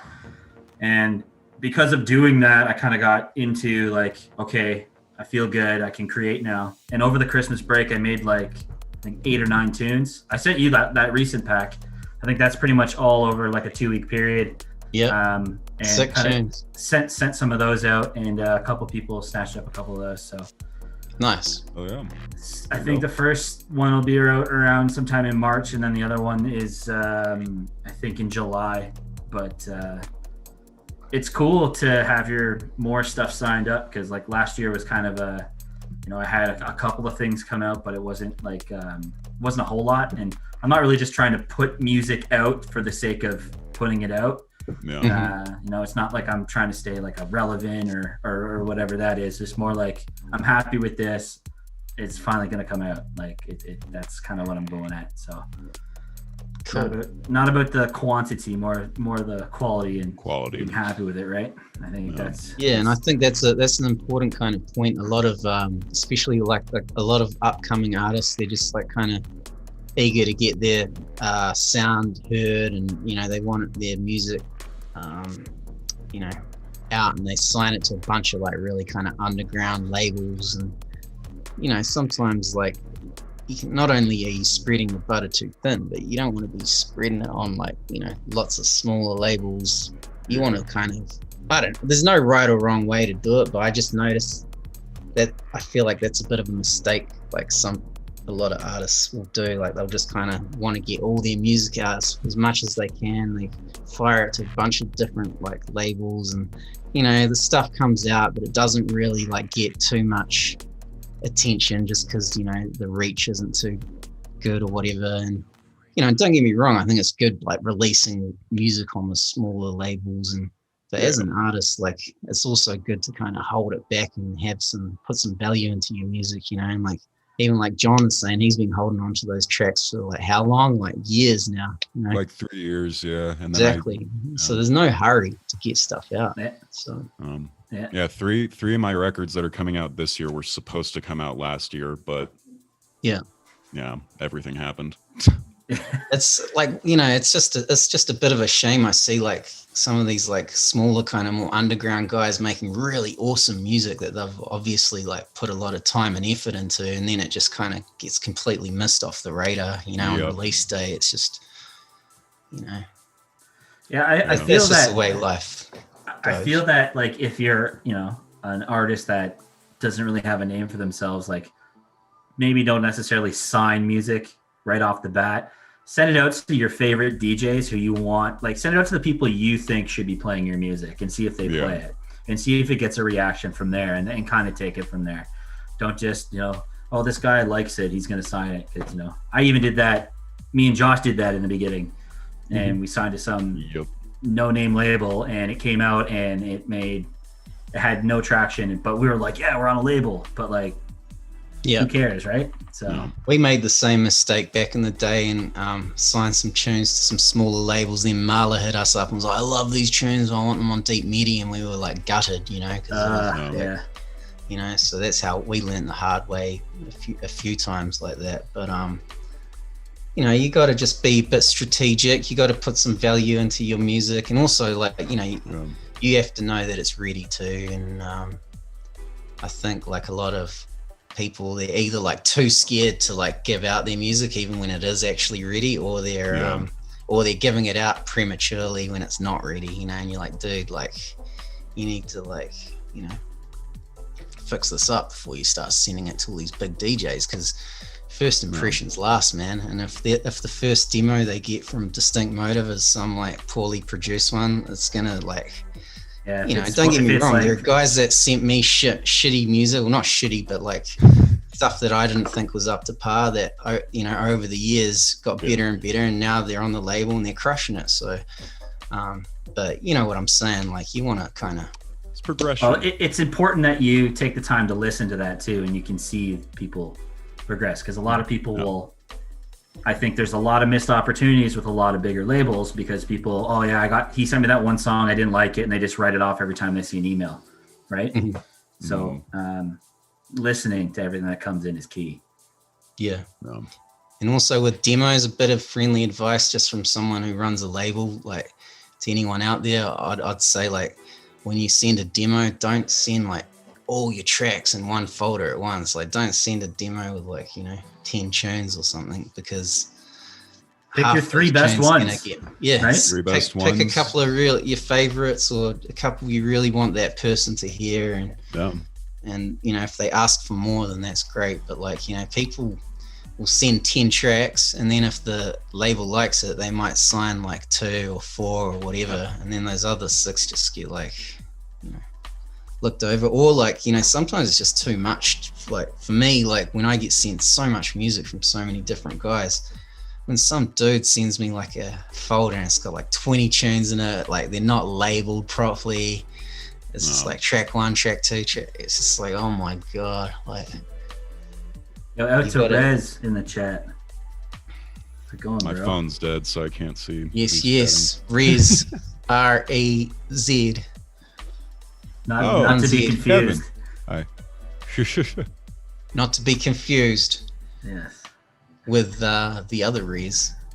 But yeah, our Rez is he's a bit more of a, I don't know, look, he's a bit more of a dubstep lad than the other Rez. I was gonna say too, to piggyback off the sending tunes thing, I've been having more success in recent years sending EPs to people as opposed to sending them like a handful of tunes that I think sound good together. I feel better writing sitting down for a couple months, writing out a few tracks and sending them out. Just so not only so they like sound cohesive, but like production wise, they all sound cohesive. So like you mean like as a like set of like 3 or 4 tracks or whatever, you know, like they all work with each other, like that could be released on one kind of thing. Yeah. That's an interesting approach, man. Honestly, we get some artists that do, you know, for DDD, they'll send us a thing. They're like, this is an EP, it's 4 tracks. This is the concept. This is the artwork. Like they've already got like, we just got sent stuff from one guy. I can't say who it is, but he sent us, you know, the 10 tracks with a full video with the like a huge description of what it's gonna be about, what the story is and everything. For us, like that's great, getting the full concept package. It's like, oh, because if it's good, then we'll just be like, cool, that's half the work done. Because usually it's me and Tristan sitting there trying to like figure out like a concept, or like you know we work with artwork Mark at M7 Graphics on the artwork and all that. Mark. Big up Mark. So you know, it's always great when an artist says, hey, this is a body of work, the tracks relate to one another, they're one piece, this is the concept, this is what I'd like to see the artwork look like. It just makes the label's job so much easier, and it makes it more like signable, like especially if it's a like label that's busy and gets a lot of people sending in demos and stuff. It's just like that stuff stands out, man. What would you like? What would you say, like on a monthly basis? Like how many demos do you think you guys go through? Like what would be like I couldn't imagine what the inbox looks like. Well, we've got a DDD inbox, which is just constantly getting stuff, and then we've got, you know, our personal emails that some people have managed to track, and they send us stuff. Then at the truth email that Tristan and I share is just constantly bombarded with stuff. And then obviously Facebook messages and everything. So, you know, like we get a fuck ton, man. And it's hard to go through it all, like, because you want to hear everything, you know, you don't want to miss anything good. No. But do you set aside a day and you're just like, I'm going to go through demos today, and that's what I'm going to do, kind of? Yeah, I mean, like I used to like really like set aside like a chunk of time and go through it. Now I'll just like, for me personally, like Tristan does it a little different, but for me, like I'll just go through the inbox. Like this is how I usually do it. I'll have like a live stream, or you know, used to be a gig coming up, and I'll be like, I need new music. I go through the inbox, download all the fucking latest like kind of demos that have just been sent, whether it's from like, you know, friends like you guys, or whether it's just random producers that we don't know. And I'll just download a bunch, and I'll just quickly like kind of skip through them like on my computer, and if something sounds fat, I'll just put it in this folder, otherwise I just leave it, and then I'll like mix it, and that's how I like seeing what people say and the response and shit, man. So like if you mix a tune for the first time, you say, this is a new one from blah blah blah, and then 20 people in the chat are like, flames, this is amazing, wow, blah blah blah. Then it's like, okay, cool, that's a good sign. And if I'm enjoying playing it too, then that usually means, like, you know, if we play it a few times and it gets a good thing, I usually hit up the artist and say, I want to sign it. You know, that's how it works for me. Tristan's really good at like sitting down for ages and like going through shit, and he'll like send me a big folder of tunes and be like, these are the ones I thought sounded kind of cool. And like, yeah, he's like a bit more patient than me. I'm kind of like, just like, nah, where's the good shit? You know what you like.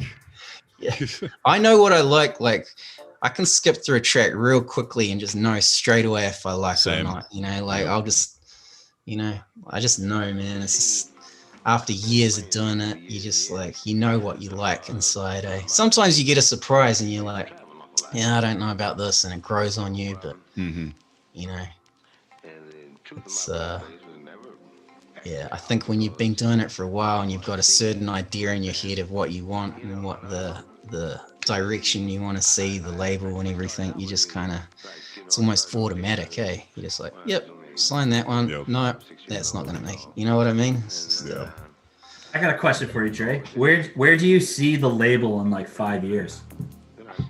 I see, like, if you really want to know, Yeah, I see like DDD. I want it like.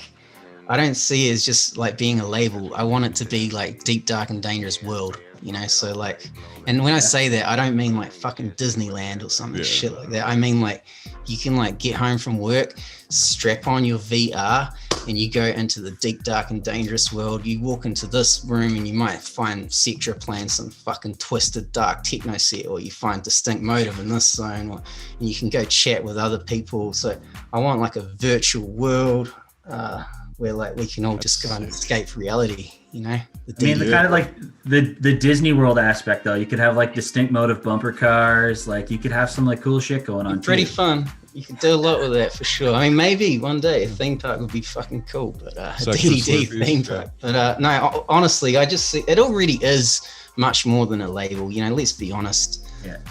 Like there's music labels, and then there's like movements, man, and you know.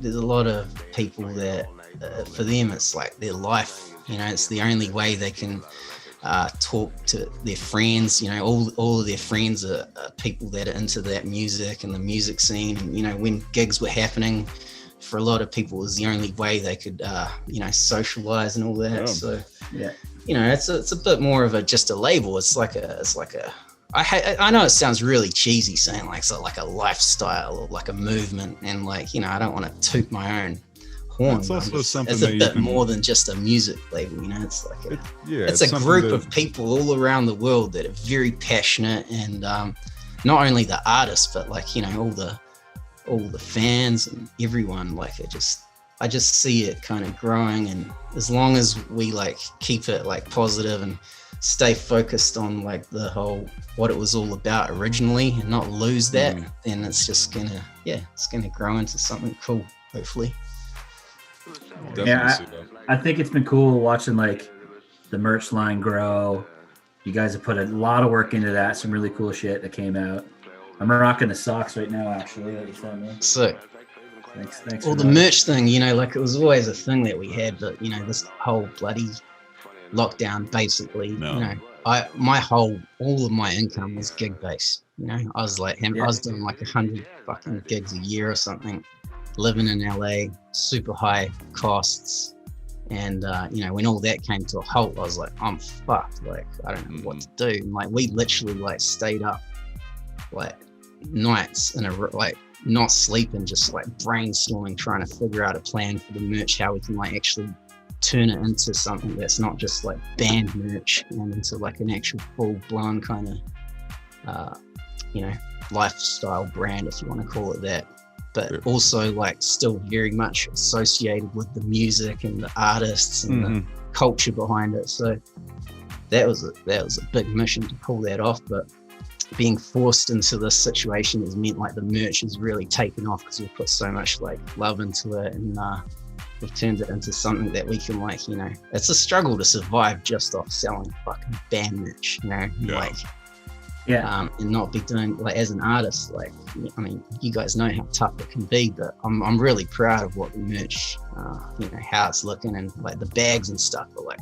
super sick. The quality is just getting better every run. And, like, do you have a background in like design or anything like that, or is that like just been a passion of yours, or like you know, I've always been super like into like you know, design and fashion and music and all that shit. Growing up, you know, I was a designer student, graphic design, all that shit. And, but you know, it all intertwines as one thing. Like I said, you know, it's the music, the culture. We just started making shit that was like that we like, you know. It's like, fuck, I wish they made bags like that, you know. We need a cool bag like that to wear like for our gigs, you know, so I can put my headphones and my, you know, whatever in. And we just started making stuff that we like, you know, for ourselves. And people seem to love it too. There's people that don't even you know, listen to DDD or the label that like buy our gear now just because they're like, we like the cool octopus. It's you know, like you walk down the street and like Nana comes up to you and says, where can I buy that octopus shirt for my son, or my grandson or something, you know? So there's people like that buying it now that, you know, and I don't want it to go too much in that direction. I'd like it to be like, you know, a music thing, but, you know. So what if you get like What if you get like a super celebrity, like a Justin Bieber or something, wearing a DDD shirt, and then all of a sudden it pops up? You're like, remember how I think he wore like a Thrasher T-shirt or something. Yeah. And then like everybody started buying those like crazy, and now it's like this blown up thing. And of course, like Thrasher magazine is like loving it. Like totally. You know what I mean? Totally. And then all of a sudden you're seeing like 13-year-old kids like wearing like DDD T-shirts, and there's other kids like walking up to them, punching them, going, "You can't wear that T-shirt and listen to DDD, man. You don't skate, man. What the hell?" Exactly. That's funny, man. It's just, the whole merch thing, you don't want it to overshadow the music in any way. You want it to like blow up and do well and be good, but you don't want a bunch of people that are like there just because, like, there are some of those kids that like they're all about like trading merch and the jerseys and the that whole, like, I don't know if it came from like the Bass Nectar merch, but like it's like an East Coast kind of like Wook thing or something. I don't know, like, but I feel like there's like certain like groups that are like very into like trading, and like like we'll release like a limited edition thing, and like someone will buy like 5 of the of one jersey, or like they'll buy like 3 bags just because they want to be able to like sell them in the future or something. For me, that's a very foreign concept. I never expected that. Like I think that's really weird, but that's you do cool. A lot of like limited runs, right? So I think that kind of like that's why they're doing it, obviously. But I just didn't like expect it to get to that point. And some people, they get upset with that. Like some of our like hardcore fans that are like they love all the music and all that. They might own like a DDD cap or something, but they really don't give a fuck about like collecting all the gear and all the bags. And they see like the kids like freaking out about that shit, and they're like, oh yeah, DDD's just become some like fashion like poser thing, whatever. So I can see how like some of the older, like, well, not older, just like cats that are like very music focused, not can't be about anything else, get upset. But like every fucking label has merch, every artist has merch. The DDD merch just happened to like take off, and it's doing really well, and we're running with it. I just say let people enjoy things. That's exactly, man. Exactly, let people enjoy things. And you know what, if you don't like it, guess what, you don't have to wear it. That's the beauty of it. You can still listen to the music, and but I think most people are really into it, and people have been very supportive, and it's been good. It's been a weird kind of forced adaptation. It's like, all right, Joe, now you got to adapt, otherwise you got to pack up your whole last 10 years and move back to New Zealand. Literally. So we were forced kind of to do it. And now it's good because it's like I've figured I can survive without having to just full-time do shows as well. Kind of like you, John, with the with the movie scoring and stuff. And you, Phil, you've already got like a full-time job, don't you? Yeah, like I have a full-time career. I'm a national account manager, and I do sales, and I've been doing that since the last 8 years of my life. That's kind of afforded me to be able to do the music thing, and it's helped me out with travel. I use my holiday to travel, and bless you. It's just one of those things. Yeah. Not having to worry about money is a good thing, and it helps you creatively because you're not stressed about like, how am I going to eat? How am I going to put a roof over my head? So, and people are out there. In some ways, you're lucky to have that job, like, because there are a lot of guys kind of like on like at your level, like that just didn't have that backup, and like they're fucked now. Like I really feel. Well, that was the thing. Like Jay, we've even had conversations. I was like, I don't know if I'll ever go full time, and I had thoughts about it, and I was like, I could probably do this, but I'm kind of thankful for the backup plan now. Yeah. Because I would have been in a horrible space if I didn't. So. But yeah, it's I just we're very blessed, like to have like figured out a way to kind of survive through these rough times. But like there's so many artists, and not just the artists, like the whole entertainment industry. Like it must be crazy right now for those guys that were used to like throwing like massive concerts and shit, and just like all the behind the scenes people, you know, like the roadies, like the amount of roadies I've met over the years that are like old dudes, always just dressed in black, tight black jeans, you know, black t-shirt. They were like the same guys that were doing the rock concerts, and now they're like doing the, like, you know, the festivals and shit. And like, I just feel sorry for those old fellas and shit, that are just like, I mean, and it's not just them, you know, it's everyone, but like, fucking, like, what do they do? Just retrain and fucking go do something else. I don't know. It's fucking weird. I don't even know. Because I went to college for music business, and that honestly was going to be my career at a point. And had I gone into that career of like organizing and throwing shows, I don't know what the hell I'd be doing right now. I'm really glad that I didn't do that. I'm being honest with myself. Yeah. Yo, shout out Digital Motion guys in the chat. Yeah, speaking of people that throw dope shows, Blake, man, that's a good night in Canada. Vancouver. Red Room, man. It's my favorite place to play. Yeah, Red Room.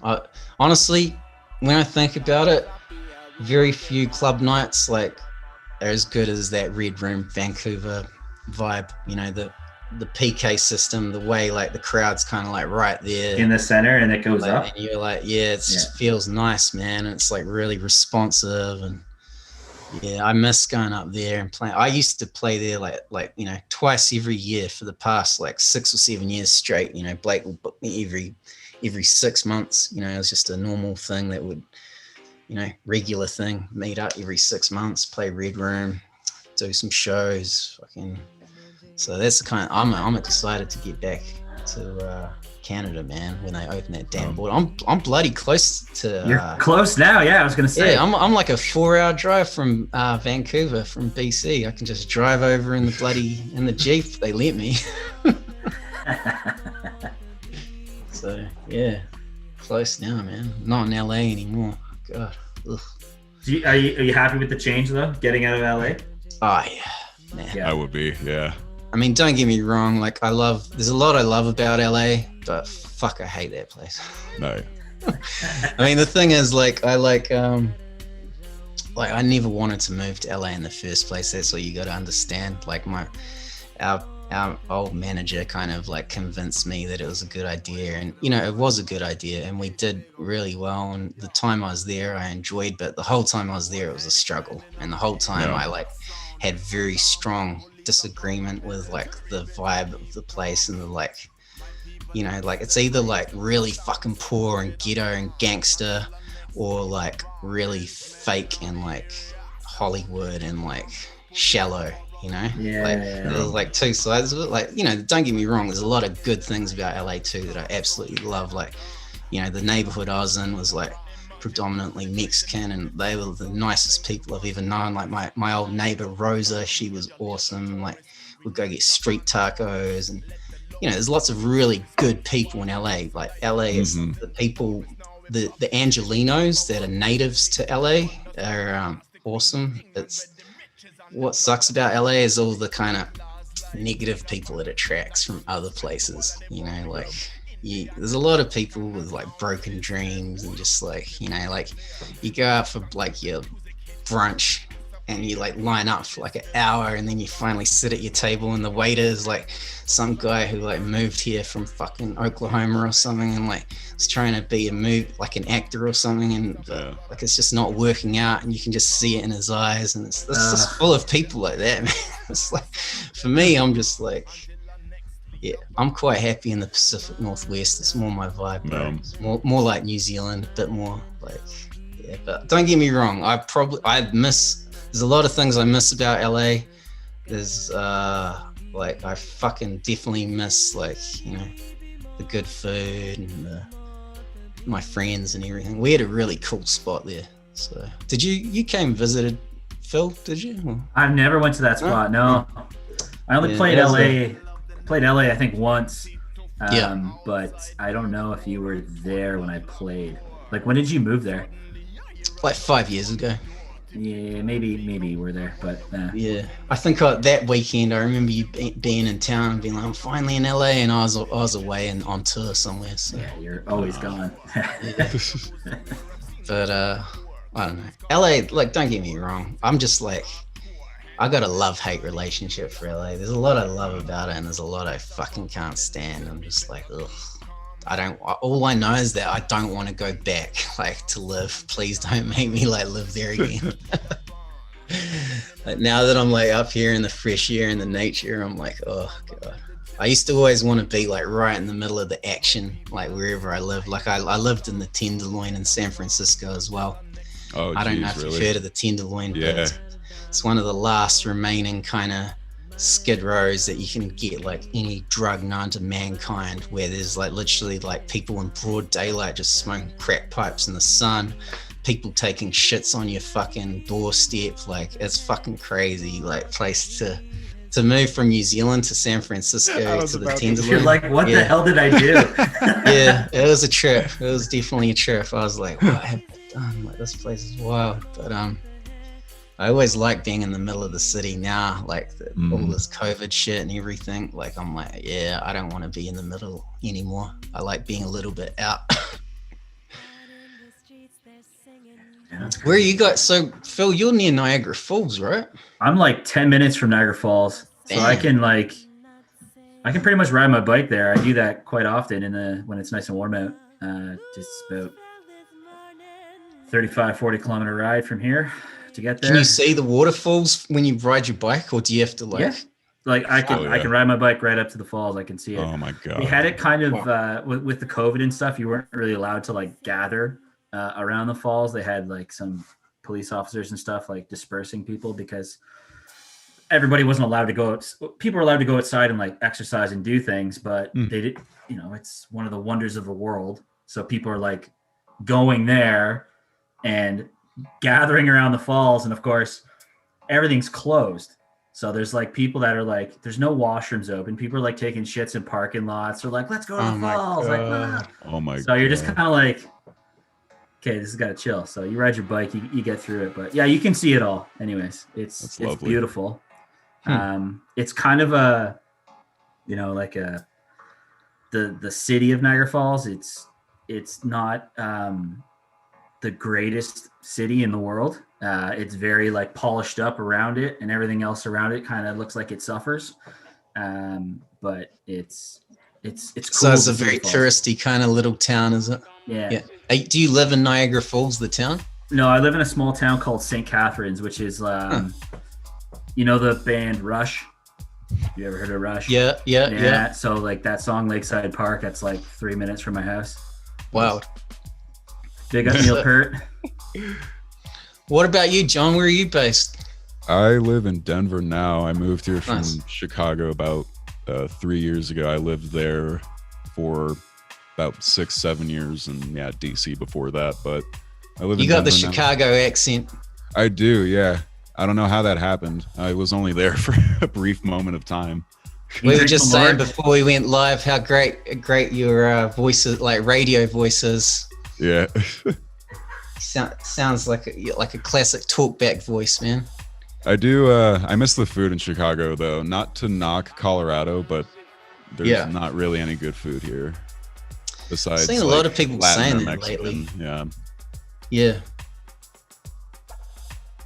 Chicago definitely has a lot of really good. It has good Italian food, and it has easy sandwiches. access to food. Yeah, like I can get on a train and go anywhere that I want. There's not really a transit system here, but I shouldn't be complaining because I moved here for legal weed, and then a year later, Illinois legalized weed. So there's some good food spots in Denver, though. It's not the worst place. Oh yeah. There's good pizza here, in my opinion, at least. Yeah. Well, fuck, dudes. Looks like we're at our 2-hour mark. It's flown by today. Jeez, It's been good chats. You guys got any last kind of words for anyone? Any shout-outs? Shouts to your mum or anything?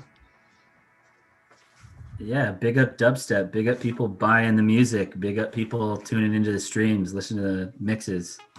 You guys are why I do this, so thank you. Hell yeah.